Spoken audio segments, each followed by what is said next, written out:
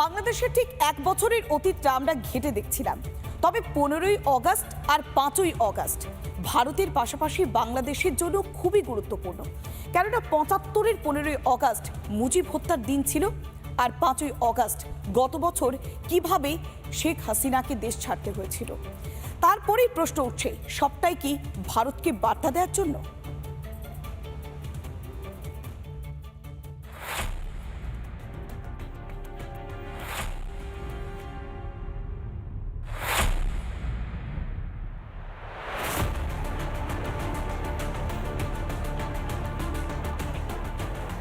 ঢাকার রাজপথে বঙ্গবন্ধুর মূর্তিতে আঘাত, বাংলাদেশ জুড়ে মুজিবুর রহমানের মূর্তি ধ্বংস। গত এক বছরে এটাই বাংলাদেশের চেনা ছবি। জাতির জনকের ঢাকার বাড়িও ধ্বংস করেছে সেদেশের কট্টরপন্থীরা। 32 নম্বর ধানমন্ডির বাড়িতেই খুন করা হয়েছিল বাংলাদেশের প্রেসিডেন্ট শেখ মুজিবুর রহমানকে। সেটা ছিল 1975 সালের 15ই অগাস্ট। গুলিতে ঝাঁঝরা হয়ে যান স্বাধীন বাংলাদেশের প্রথম প্রধানমন্ত্রী। সেই সঙ্গে তার পরিবারের আরও 17 জন মারা যান। বিদেশে থাকায় বেঁচে যান হাসিনা এবং তাঁর বোন রেহানা। 49 বছর পর আরও একটা অগাস্টে উত্তাল বাংলাদেশ। গণভবন তথা প্রধানমন্ত্রীর বাসভবনের দিকে এগোচ্ছিলেন জুলাই আন্দোলনকারীরা। এমন সময়ই দেশ ছাড়েন শেখ হাসিনা। সেটা ছিল 2024 সালের 5ই অগাস্ট।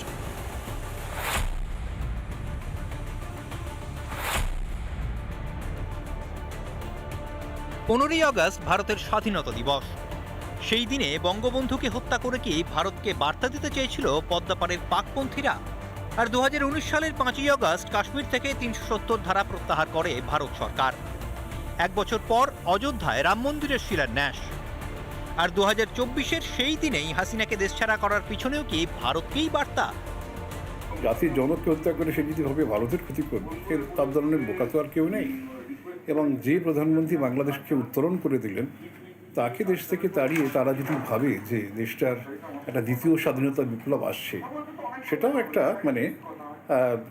দেশেরই ক্ষতি করা। দেশের ক্ষতি করে তারা যদি বলতে চায় যে ভারতবর্ষকে তারা বিব্রত করতে চাইছে, এতে ভারতবর্ষ বিব্রত হয় না। বাংলাদেশের মধ্যে ভারত বিদ্বেষ যে চরমে, তার আড়াল করার কিছু নেই। তারপরও এপারের অনেকেই বাংলাদেশের প্রতি প্রেম দেখায়, একই ভাষার পক্ষে সওয়াল করে, অনুপ্রবেশে মদতও দেয়। বাংলা ভাষী আর বাংলাদেশি যে এক নয়, এসবই তার জ্বলন্ত প্রমাণ। রিপাবলিক বাংলা। নানা ধরনের কন্টেন্ট দেখার জন্য লাইক করুন, শেয়ার করুন আমাদের ফেসবুক পেজ, সাবস্ক্রাইব করুন আমাদের ইউটিউব চ্যানেল। পাশাপাশি অন্যান্য ব্রেকিং নিউজের জন্য অবশ্যই চোখ রাখুন রিপাবলিক বাংলায়।